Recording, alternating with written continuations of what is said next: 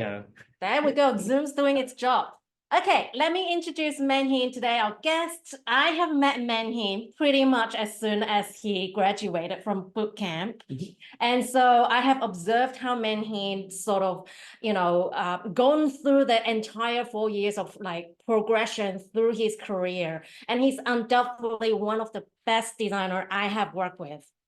Okay, his head's getting really big now, but that is why I'm having him in this session, because I believe some of the insights that Manhin can share can benefit many people, from the designers that I've worked with and observed the skill, whether it's communication skills to stakeholder management. I believe that Manhin has some sort of like, I don't know, secret dust. Give me a moment. And so, yeah, there we go. Manhin, say hi to everybody. Hi, are we all? Okay. Yeah. Okay, great. Well, it's good to have you here. Today, what we're gonna do is we're gonna ask Manhin some questions. So we're gonna spend about 20 minutes, 25 minutes going through some questions, key questions. And so these are some of the questions that we are going to walk through. So first, we're gonna see how Manhin basically, how Manhin's journey from bootcamp all the way to now, 4 years later, as a senior designer at a very well-known company. And also, I would love everyone to learn from Manhin is that the key factors that differentiates from junior designers and to midway to senior. I think a lot of people probably still doesn't know what to draw the line and what is that secret ingredient that we can carry through this different career stages. And what we're going to do also is talking through, Manny is going to share us few examples on the mindsets and actions that he's personally adopted and helped him a lot along the journey to all of us, so that we can walk away with some sort of action points to apply to our apply tomorrow, and some pure pivotal moments that changed his career trajectory, which I personally have experienced. Every trajectory that you have, basically, every time Manhin changes the trajectory, he's like giving me a call.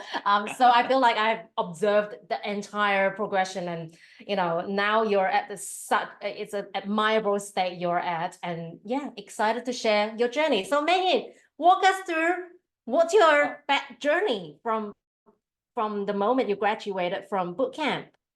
Yeah, sure. So basically, since bootcamp, that was like 2019. Yeah.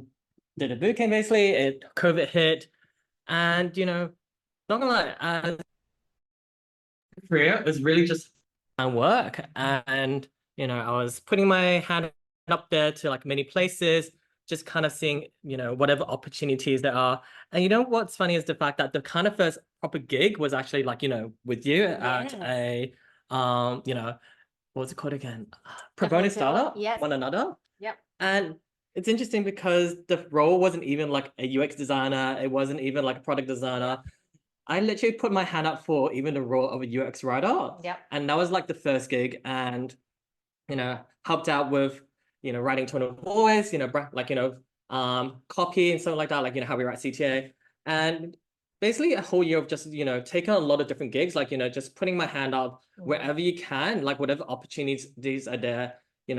Not all opportunities were like, oh, there's a proper like design culture set in place, there's like mentors in place, but it was just a lot of like just putting myself out there, pick up whatever work you can. And every time I had questions, it was either like reaching out to people like Jack or other people on ADP list. Yeah. So that was kind of like the early stages. My first year. Wow, it's been a while.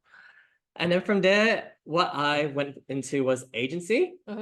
Worked at a place called Raw. Basically, we did a mix of branding, UX, UI design work, helping kind of clients really explore those like big product dreams they have, a lot of early stage companies, basically.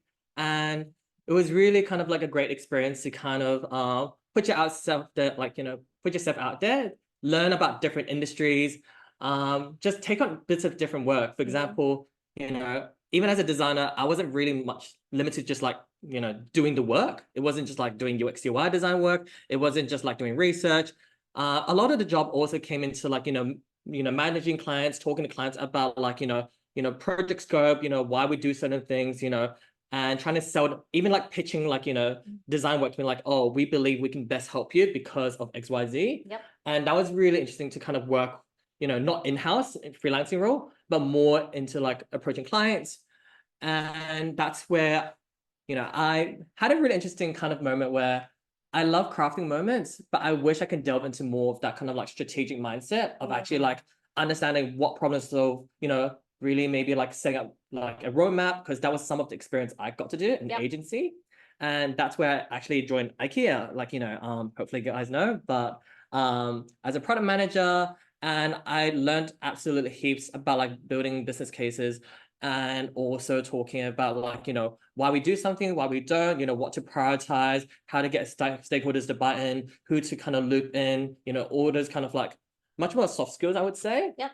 But I learned a lot in the sense that product management was something that I was interested in and not passionate about. And that's like the same with my career architecture, where, I think interest is like, you're interested in it, but I think passion is where it's like, you want to get your hands dirty in doing something. Yeah. And I realized that I want to still be maybe hands dirty with actually crafting design experiences, so on, maybe closer to the customer, advocating for them, championing more of like what good design looks like. And because of that, I went to Eucalyptus, worked in healthcare, basically in-house startup, worked in a nice small team of like, 5 of us. We did really interesting work. We built like, kind of platforms, apps, so on. And then ultimately, after Eucalyptus, I really kind of started thinking about like, I'd love to see what like, design maturity looks like in a bigger organization. How do you kind of promote a space for like, more about design ops? How do you kind of promote space for designers to, fail fast, learn quickly, and just do their best work. And, it seems like that was what aligned me with like Zip. So basically, if you guys don't know, Zip is a digital financial services company, basically giving people like, credit and like, providing like digital payment service to your day-to-day like merchants and customers. And that's where I've been working in a bit of a bigger team of like about 10-ish people now. 10 designers specifically? Yeah. But like much bigger team, a product team. Yeah, exactly. Okay, excellent. Well, so thanks for this little like walkthrough. Oh, yes. And so what we're gonna get into next is yes. Yeah, awesome. But I want to get to the questions. So can we go to the question again? Yeah. Yeah, sure. Yep. So can you please like sort of share what's the key factors for juniors to progress from bootcamp to junior and then eventually to senior? What do you think is the most important ingredient? I think the mindset that I've really benefited most over the years is that when you're starting off your career early, and I've seen this with a lot of designers, is the fact that a lot of designers really talk about craft and talk about like, what is good UX design, what is good UI design. They talk about like, what are like the tips and tricks to Figma. And that's all very valid because, it's one of the easier ways to demonstrate your value to an organization. That's what designers should do, right? Yeah. But I think this is when most people mistake, UX and like design in comparison to other like design industries. Because like stepping back and thinking about my kind of like success, like the way I was measured by success in architecture was more of, how quickly can you get the work done? How, was it on budget? Like, it's not so much about, the impact. And I think this was what I've been very like, excited that, hey, by making a change in copy, by, changing the way the buttons are laid out, you could be bringing such incredible impact to organization and the customer. You might be making their lives easier. Like, for example, 50% more customers are signing up because it's just so much easier now. And that's something that we, some, especially early designers, don't really think about and like, talk about. It's like, oh, I actually not just, delivered. I actually kind of like, create an impact. And that was kind of like one of my biggest learnings over the years as a designer is that don't stop at talking about the deliverable. Talk about how that deliverable kind of generated, a wide impact to the organization. Yeah. Okay, cool. But with that being said, there's an opposite version of this. There are a lot of people graduated from bootcamp. They actually find themselves new to visual design. And so Figma is actually very uncomfortable for most people graduated from bootcamp, right? So would you say, you know, in order to get a job, you still need that base skill, the hard skills? I think, oh, sorry. Look, especially in your early days career, you're probably very focused on tools, which makes a lot of sense. But I don't think it's it's not good enough reason to not at least understand like the true why you're doing something. Yeah. Because impact basically derives from the fact that you have a clear rationale of doing something, right? So a lot of designers would say like, oh, I've done this, I've done that. Great, but I'd love to understand the rationale of why you're doing a certain task. Yes. Here's a very kind of easy example. Yep. For example, like UX research, like, qualitative interviews. When we see like a case study that says, oh, we've done interviews. The thing is, why is it so important that you spent 2 weeks doing the interview? Like, I'm not saying that you have to say like, oh, I produced like 20% conversion like at the end.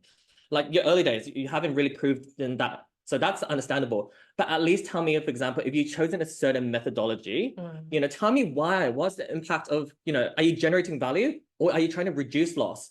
For example, are you building the wrong thing or are you trying to build conviction to build the right thing? Yeah. Like having strong rationale is part of, what makes a good designer. 100%. And for just using that example, for those of you who are doing user research, for example, and if you justify, you need to be really sensible about how much research is needed. You do not need to go through every single step that's being taught.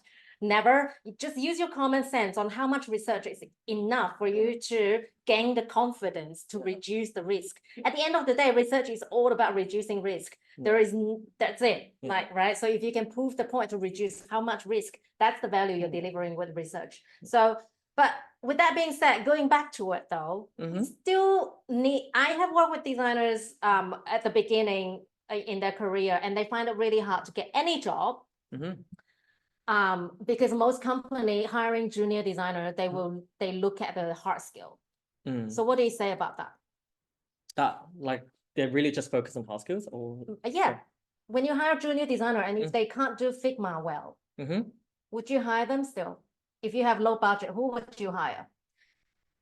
Oh, that's the really choice. Depends on what we're looking for in the role. Yeah, look, I think like if you can hire one person and there's only 2 people in the team, and this one person need to do a lot of things. Really depends on who's the existing member in the team. If they're strong in UI, and ideally, if you're hiring someone a bit more junior, you assume that that more experienced person is stronger on like strategy. You assume that person is stronger on like maybe concept of UX. Yeah. Ideally, that junior should be a decent competency at UI. Yeah. But if you had a larger team and there's not enough designers that are heavy on UX and too many UI, then ideally you hire someone strong in UX. I think ideally it really teams to what is that existing team structure. However, I would say that, a lot of the more smaller the team, the more likely you're going to try to hire someone that is like competent at UI. Because they don't have budget. They need someone to get on and do the job, right? So unfortunately, if you're going for smaller companies, I think you need to be a little bit more of a all-rounder. 100%. Yeah, because small companies just can't hire one person that's good for one thing. They need you to be able to execute as well. So that's what I would say for those with you guys who are, if you self-assess, you're a little bit lower on the hard skill and you're junior, I would say focus on that, because it's really hard to get past junior if your Figma skill is not on scratch, right? Like, have you worked with mid-weight designer that's not good at Figma? Maybe. Have you? I have. Yeah. But that's big company. Small company, it's very obvious. Yeah. Okay. Now, in your experience, let's see if there's any questions popping up. We're gonna do like, because guys, just for context, I'm actually really far from the computer. So when I'm looking at your Q&A, I'm gonna have to walk through. Okay. There are a couple of from Rebecca. Hi, Rebecca. We can't do everything when we don't have experience. What are good ways to upskill UI Figma skills, courses, or YouTube? What are the good ways? Oh my God, I can say, can I just reveal some not secret, but like background information that you guys probably don't know about Manhin, right? So when I first worked with Manhin, if it's okay. Okay. Well, let's just air some laundries. Like when I first worked with Manhin, and he's incredible passionate, and I would say that quality it's the quality when I go, oh, he doesn't have experience, but I'll get him on board because he's very passionate.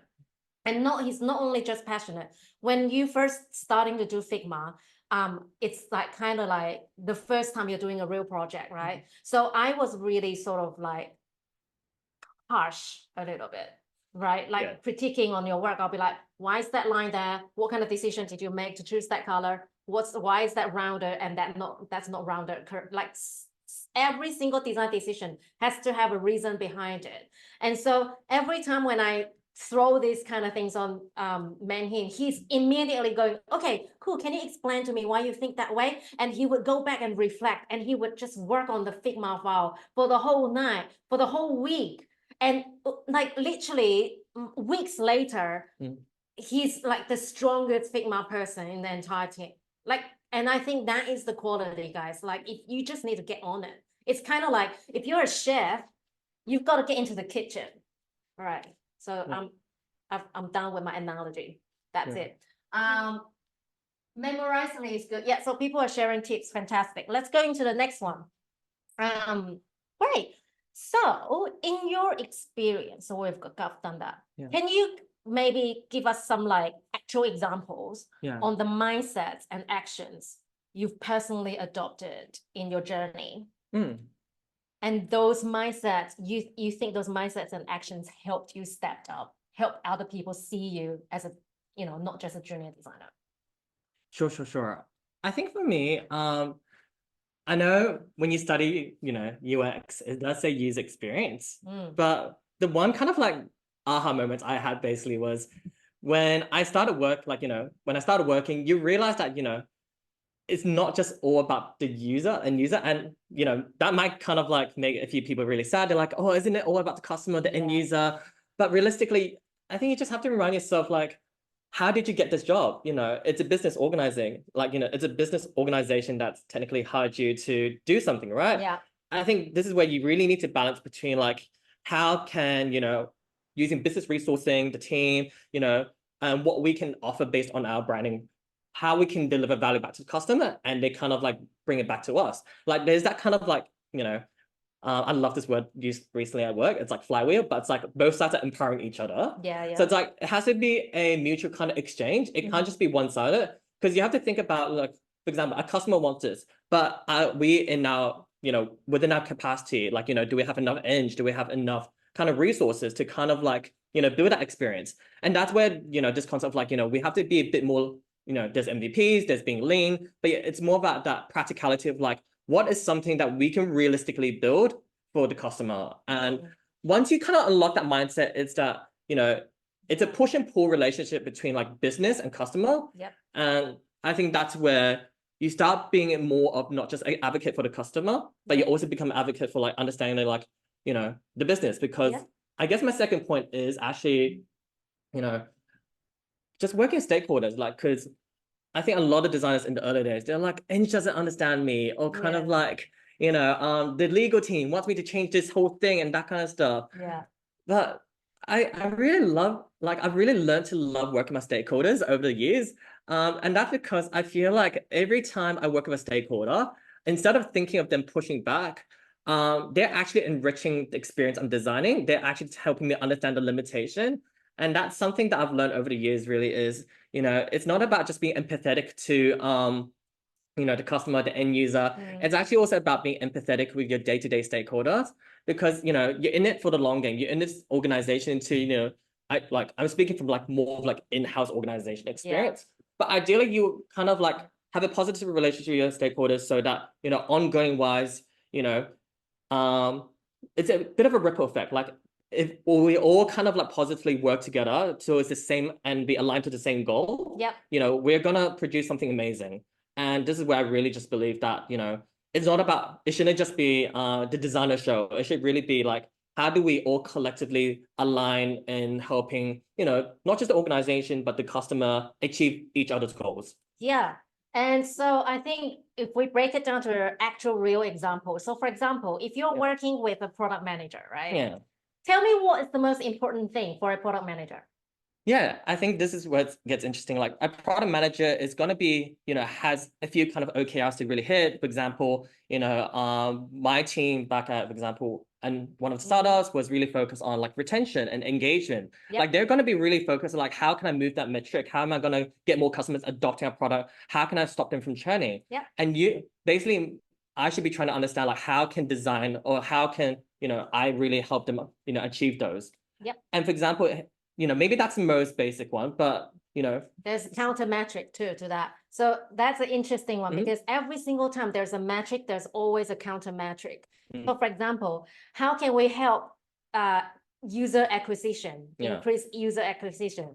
The counter metric will be how many people or how much time do we spend to allow this to happen, right? So the time you spend to allow this happen, it has to be that balance of value versus time that's producing this result. So I think as a designer, you're thinking for the PM at some times and go, okay, if we are going to just move the metric by, we predict it by 5% and produce this version of design, all we need just producing a sign-up form, let's say, hypothetically. This sign-up form is only going to take us 2 days. Or we can produce a full landing page. Well, that one is 7, probably we think it's going to increase 10, 15% of acquisition. But this landing page is going to take us a week and a half. So it's almost like you're doing the job for your stakeholder already. You're already thinking one step ahead of not only we're going to increase the user acquisition, but how much time is it going to require the team to complete this work? And once you put those options in front of the PM, they're going to be like, thank you so much. You've already done the job for me. And I think people like that, which you do all the time, I was so impressed with the way that you deliver the options and considerations all the time.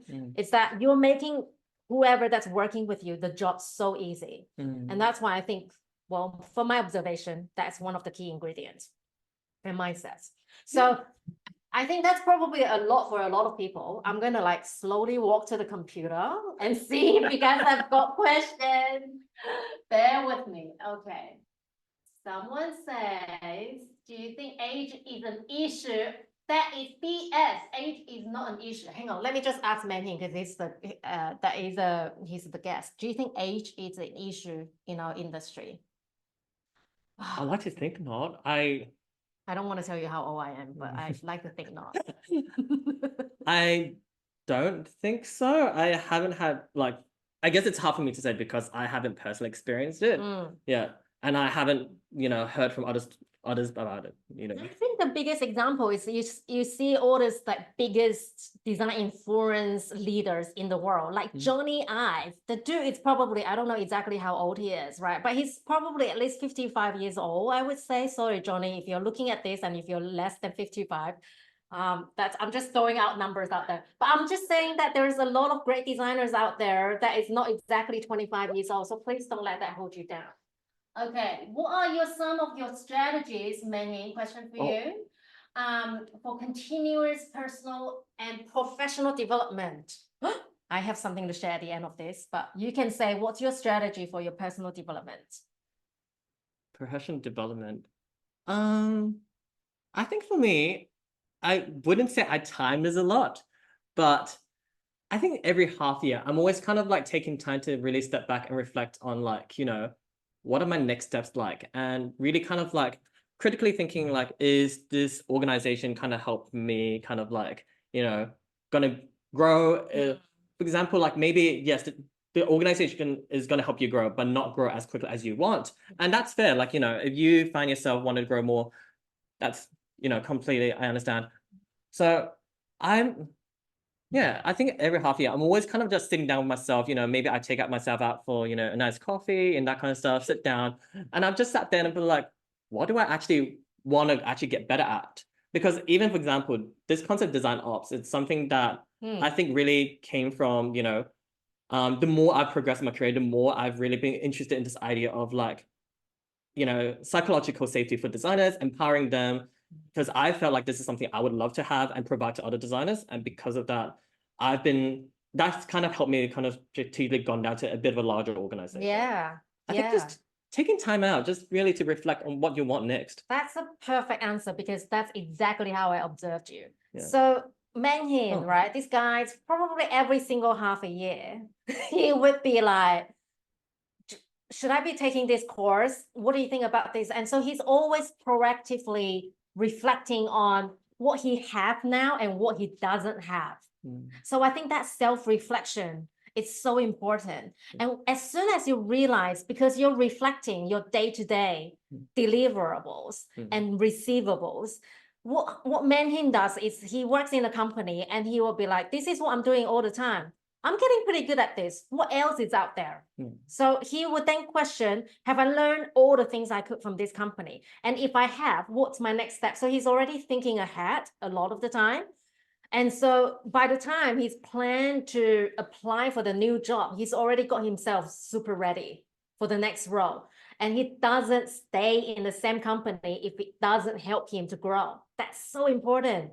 Like, I think designers, your personal development, it's your own responsibility. And never, ever expect your manager to take care of all of this for you. It's never going to happen. I'm just going to tell you. The manager has so much work to do. And if you have a decent manager, they might sit down with you and one-on-one and ask you what kind of opportunity they can provide for you to improve. But at the end of the day, you are the one that's responsible for what you want to learn, what you want to improve. So make sure that self-reflection is like a frequent exercise. And I think not just self-reflection, right? Like you also ask people for feedbacks a lot, don't you? Yeah.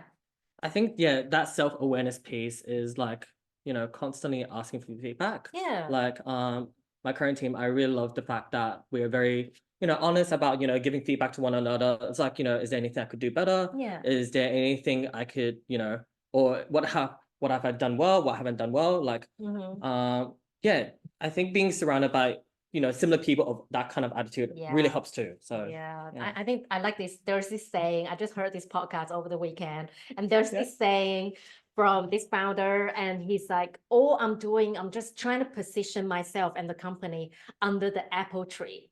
Apple tree is an analogy. So whenever the apple falls down the tree, you're like taking a jump dive and trying to catch that apple. What does that mean? Is like, it's the theory of proximity. Right. So if you want to be better, then you just think about where are these better people hang out. And then you pinpoint where they located, you position yourself just a little bit closer to that proximity. It's the easiest way for you to get motivated. It's the easiest way for you to learn what they have learned and you haven't. And maybe potentially you're going to be landing a job that's closer to that proximity. I think that's what you've been doing, just so proactively going to meetups, proactively network, and like you always have no shame reaching out to every single design people on LinkedIn and like, can we catch up or something? I feel like that is, again, it's the passionate sort of mindset and mentality drives you to do that. And a lot of people don't do that, right? I'm not saying that you have to be,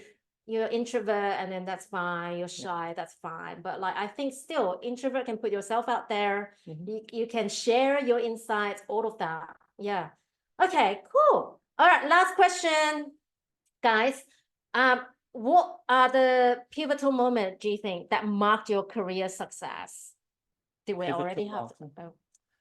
I think one of the pivotal ones already, like the fact that I left architecture was a really big one. Like just knowing that it wasn't the right industry for me. And I think it's only because approximately, I'm going to reveal my age a bit, but basically I was about like 23, 24, like, finally learning to self-reflect about like, sure, I've studied 6 years. I'm technically working in architecture. I was just like, do I want this? Is this the right thing for me? And that at that point, it was just like, wow, like, I don't even want this. I'm not interested in what I do. Like, I wasn't, it was very kind of like not customer centric. It was not very impactful. It wasn't where I saw myself like growing anymore. And because of that, like, I think pivotal moments for me has been a lot of like taking risks. And just saying like, look, and like taking well-calculated risk, right? For example, even with the bootcamp, like, I'm going to be honest, I was a bit stingy. Like I could have paid for the full course, which is like, I don't know, like 5,000 or something, 6,000. The full course is about 10K or something. And I was like, no, hell no. So I was like, okay, you know what? We need to make a safer bet, which is doing 4K first, and let's see how that goes. So that's how, you know. So you did the part-time. I did the part-time one. Yeah, so that's what the one I was teaching, but I wasn't his teacher. But yeah, taking that safer bet to kind of figure out if I liked it, and even giving myself like, you know, taking that risk just made me realize this was the right industry. And even I think pivotal moment is not about getting it right, but realizing what you've done wrong, because that was product management. And I think it was really interesting. I really loved, the fact that, I was so involved in like, resourcing, kind of like the roadmap, kind of really liaising with different stakeholders, really opened my eye about like, it's not just about, it's not about the designer world, it's not about the product world. It's actually about all, like, there's so many interesting people I've worked with over the years that I've just been like, learned so much about what they do. And because of that, pivotal for me wasn't just about succeeding. Pivotal meant also like failing fast and moving on. Because you saw like, I was there for like maybe 6-7 months. And then as soon as I like, this is not right for me, I just quickly moved on. That was fast. It was like literally. We're just like, I've joined, and there's like, I've left. So. But it's good for you because that's one of the best sort of supplementary skills that I think you can I've really, what was it? Enjoyed that as a skill. I think I get told off sometimes, like, maybe advocate more for the customer as a product manager. But no, I love the fact that, I can kind of switch my brain a bit, be like, okay, what is the business goal? What is like the key metrics we want to hit? And then switch back to like, okay, more of like design centricity, like what are we designing for and why? So love it. Okay, now we're gonna go to audience question. Can you do the chat from here? What do you mean? I don't have like Zoom. Oh, okay, hang on. Yeah, sorry, we're like coordinating each other. There we go. Okay, guys, it's Q&A time for the last 10 minutes. So we want to hear from you. What do we have here? As a senior designer, what are the key learning that you have experienced in your role right now as senior? What's the difference? What does senior do compared to midway? What's the expectation?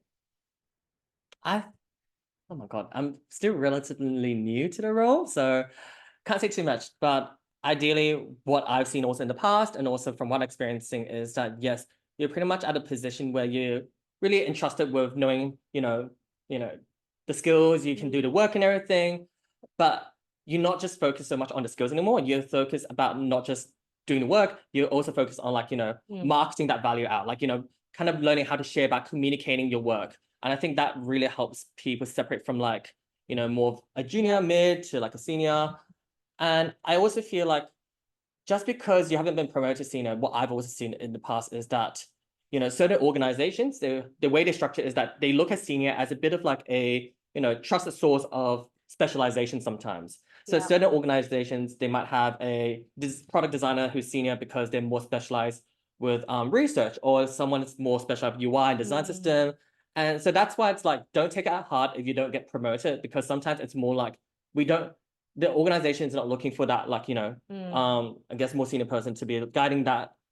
So I guess for me, what I've been told, I think, is me as a product designer, I've been told that my strength has been kind of like really holistically end-to-end journey.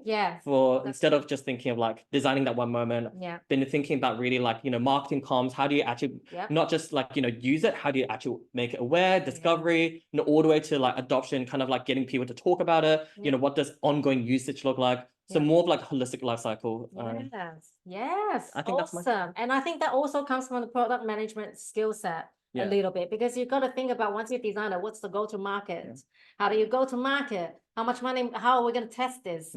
Are we doing fake door testing? We're going to do, how much budget we spend testing this idea, all that stuff.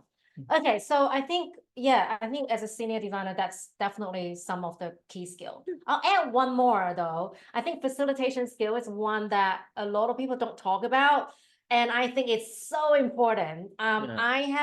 I think the senior designer that stood out in my experience is the one that, as soon as they're experiencing a problem of different departments misaligned to each other, they proactively be able to go, I can solve this problem by perhaps facilitating a workshop.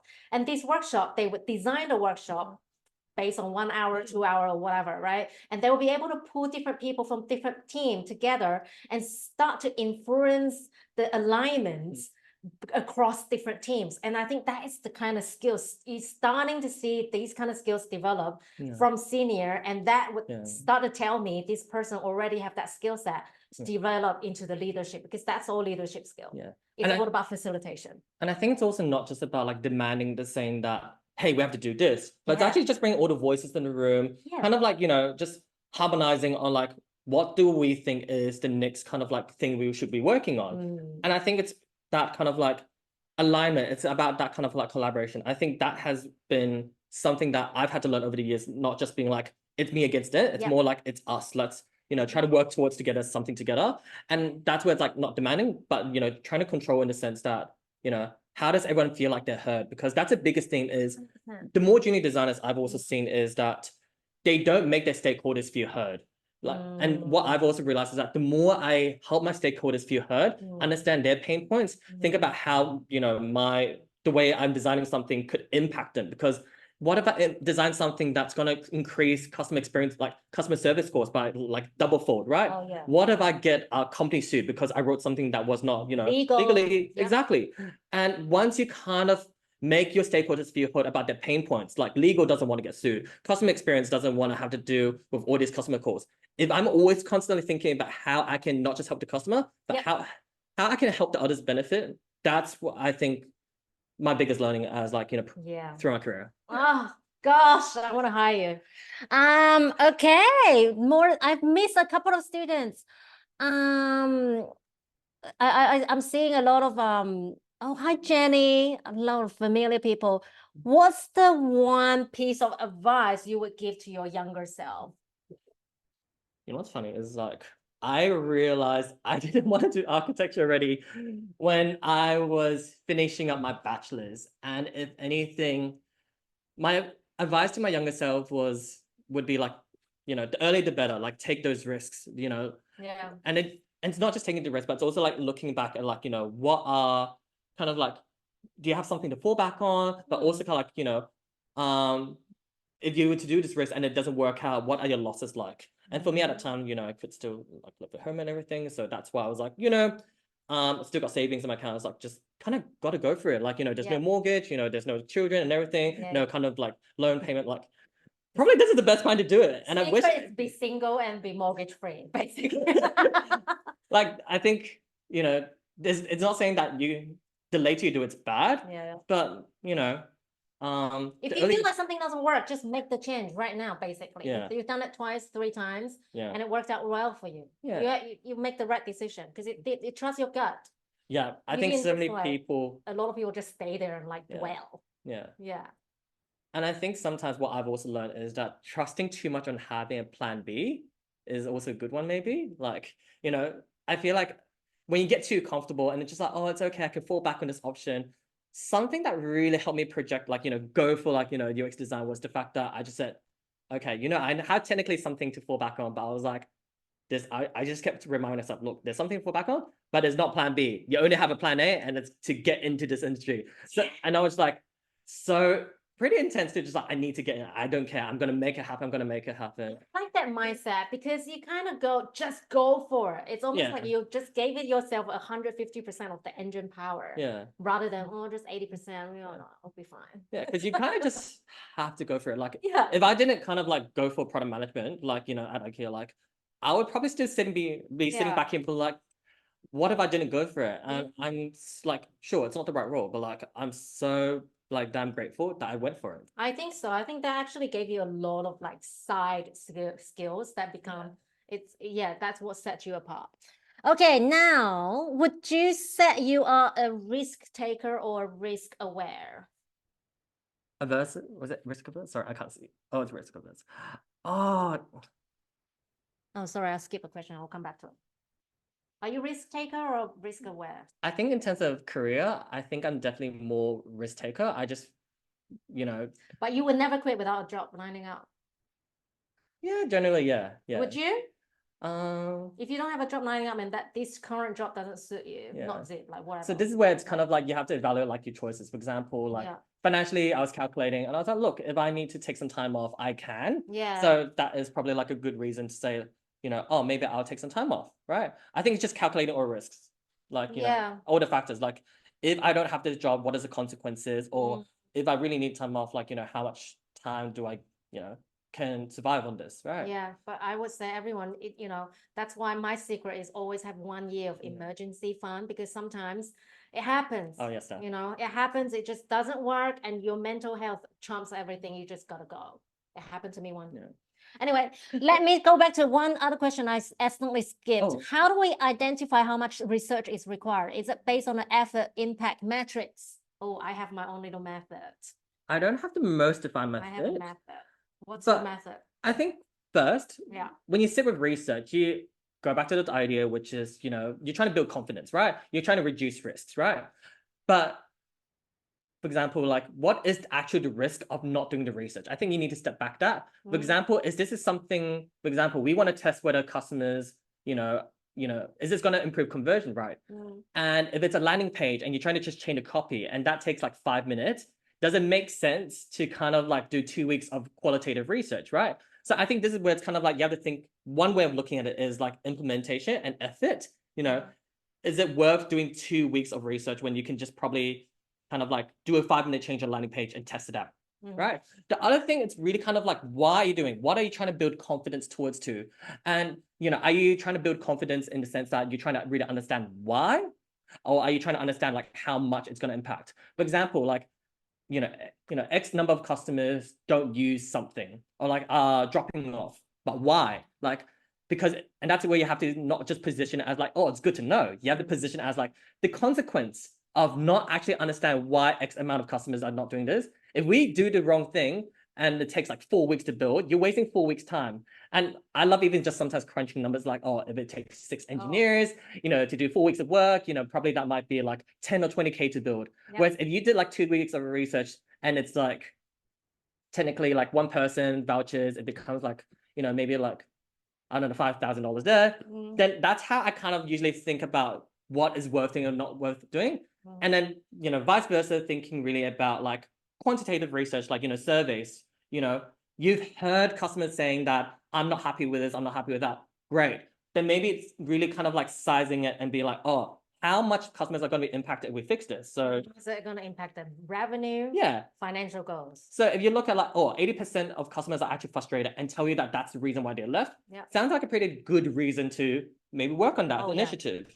So that's where it's like, I think you have to really understand what is the information gap. What is something that you're really missing right now that's going to influence the decisions? And the thing, even thinking about like, what are the consequences of not doing it? And I think instead of just thinking of like great value, one thing I've also learned is like, talk about consequences, because that's, it's painful, right? And that's what usually gets stakeholders a bit more like, oh, if we're going to make a loss of like, if we're going to lose 4 weeks of building the wrong thing in our, quarterly roadmap, then I want to be a bit more sure. But if it's like a 5-minute change, then okay. Yeah. I think, and I think that's all the thing about senior. It's by that time you're getting to that point, it's not about you anymore. It's not about your design. You are a facilitator of everybody's idea. You're a facilitator of the greater company's benefits. And then you're considering like a holistic scale. So we are getting into the moment of finalizing our little webinar today. So finally, I want to share one last thing. So we talked about business acumen that is important. We also talked about so this is the course that I'm running. I'm actually this year in July I'm doing a very final course. This course, it actually if you scroll down, I actually cover facilitation, communication, how to get buy-in, how to actually calculate your ROI, and then learning how to build your business case based on the design. So we do it based on like real business.